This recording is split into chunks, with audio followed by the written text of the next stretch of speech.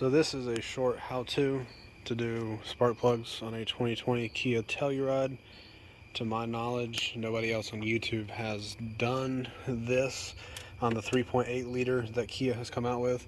I kind of had to figure out on my own. I didn't have any how-to videos. I'm not super mechanically inclined, but I do know enough to get this done. So what you're going to have to do is step one, you're going to remove this cover. All that is holding it on is this here, that, and that. It is just press-fitted rubber grommets that are under here that just pop off. So you'll just pop it off pretty easily. First thing you're going to have to remove is this air ducting over here. You will have to remove this clamp here, that clamp there, and I removed this clamp here. I actually was able to do it by hand. It's not super tough, but if you need to, use some pliers. You're going to want to remove this one and remove this one, just that right there. These two makes it a lot easier. If you remove this one, that is the vacuum for your brake. You do not want to remove that. And then once you get the boot loose and removed, you can pull it out. Now there is the vacuum chambers here, and one down there is a little bit hard to maneuver, but once you get it out, it'll help. If you need to, I did remove my air box. There is two 10 mil bolts, one there and one identical bolt on the other side on the right. You'll have to remove those and then pull the air box out. Now once you get that side done, what you're going to want to do is move over to the other side. We're going to start working on the wiring harness. Now with the wiring harness, it's all one unit we'll have to work with. So this is the entire wiring raceway that we're going to deal with. This is the one we're particularly working with. So there's a bunch of clips you're going to have to remove. There's 3 on the bottom of here. There's one here, here, here, here, and here. They're all a little bit different, but they're pretty self-explanatory as far as just getting the clips. You're going to pull that one with a flat tip. You're going to push this one down with your finger. And the same for those. And then this is the only outlier, and it's the same identical one for your spark plugs.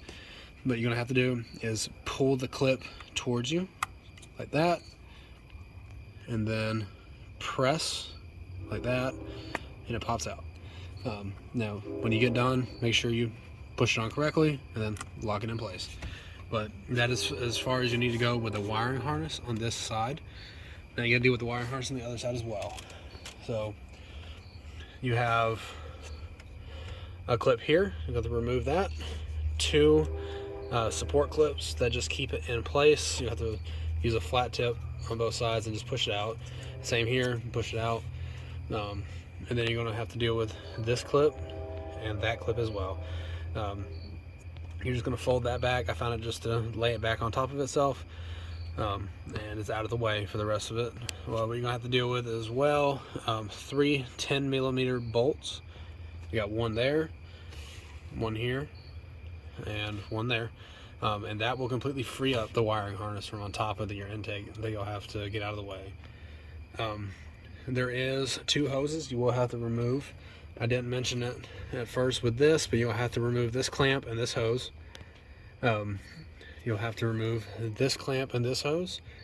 None of these are on vacuum, so you don't have to worry about damaging anything. Just make sure you don't get dirt in there. Once you get those out of the way, you're going to have to remove these 2 right here. There is, let's see if I can see it, there is a black 10 millimeter nut right there. There's a silver bolts here, so there's one there. There's going to be one there, and behind here, kind of hard to see, but right there. Just remove those 4, and you're going to have to remove the only 14 millimeter bolts back here. It's a little bit hidden. You won't be able to see it.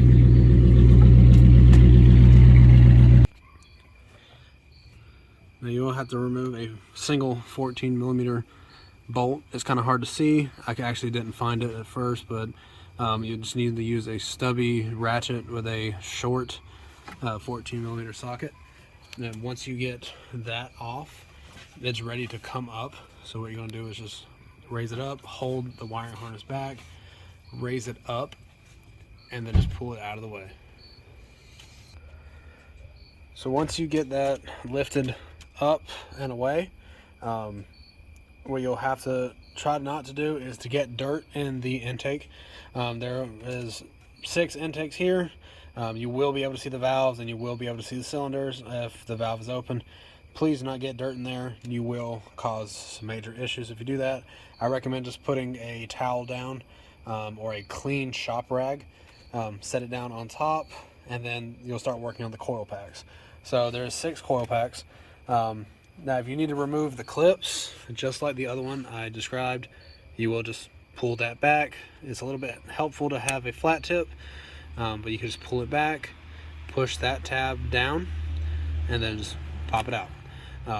You'll do that for all 6. Every one of them is all identical. You'll remove the singular 10mm nut that every single one, or bolt that every single one of these has. You'll pull them out, and once these wiring harnesses are pulled off, it will just pop out. It shouldn't have any resistance as far as pulling it out. If it does, just try wiggling a little bit, twisting a little bit, and then popping it out. You should be good. The same thing applies for under here. It is identical as this, except for just the wiring routing they did. They did the wiring routing a little bit different. You just want to make sure you put everything in the order it was before you got there. That way you don't have any conflict of crunched wires or pinched wires. You don't want to cause any issues. But from that point, you'll use a spark plug socket, replace your spark plugs, and torque them down to the correct torque. If you want to go with spec or do a good hand tight, just don't strip them out. Then you'll be in a bigger pickle. What you'll do from that point is just reverse everything I have told you to do. So you'll get the coil packs on, you'll slowly get all the wiring back together under here, and these as well, and then you'll slowly start just reversing everything. And if you need to, just reverse the video, go back over it, get to points you need, and then pause them. There's a lot of nuts and bolts you will have to deal with. Well, it's mostly bolts, but like I said, the 2 nuts that you'll have to deal with, the 2 black nuts, there's that one and the one over there. Just make sure you don't lose them. Highly recommend a magnetic tray, that way you don't lose everything. Put all the hoses back, put all the clamps back. You do not want to give yourself some codes that you do not know how to clear or deal with. But that is the basic description. If you have any questions before you actually commit to doing this, because it is a little bit challenging, just feel free to comment. I'm pretty active on the YouTube. But yeah, so good luck, and I am not responsible for any damage you ensue on your very expensive vehicle.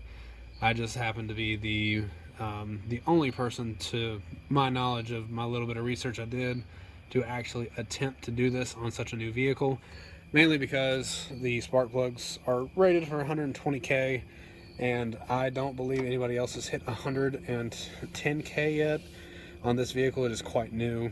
I do well over 50,000 a year, sometimes 70, so I had to do it. But there you go. All right.